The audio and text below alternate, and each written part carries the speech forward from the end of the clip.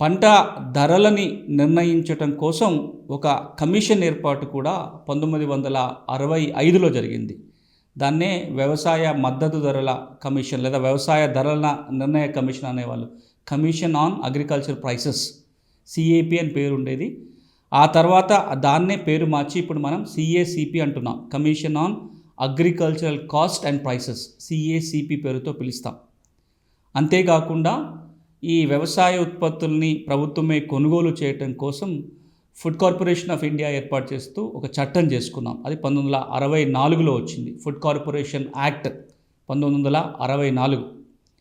ఈ రోజున కనీస మద్దతు ధరలకు సంబంధించి అర్థం కావాలి అంటే ఇవన్నీ చూడాలి. ఒకటి, CACP commission on agricultural cost and prices ఏం పనిచేస్తుంది, ఏ విధంగా ధరలు నిర్ణయం చేస్తుంది. ఈ సిఏసిపి నిర్ణయం చేసిన ధరలు ఏవైతే రికమెండ్ చేసిన ధర ఏదైతే ఉంటుందో అది యాజ్ ఇట్ ఈస్గా అమల్లోకి రాదు. దాన్ని మళ్ళా క్యాబినెట్ సబ్ కమిటీ దాని మీద చర్చించి నిర్ణయం తీసుకోవాలి. దాంట్లో ఇప్పుడు కేంద్ర స్థాయిలో ఉన్న క్యాబినెట్లో ఒక సబ్ కమిటీ ఉంటుంది. దాన్నే cabinet committee on financial regulations మీద ఒక కమిటీ ఉంటుంది. అది నిర్ణయం చేస్తుంది.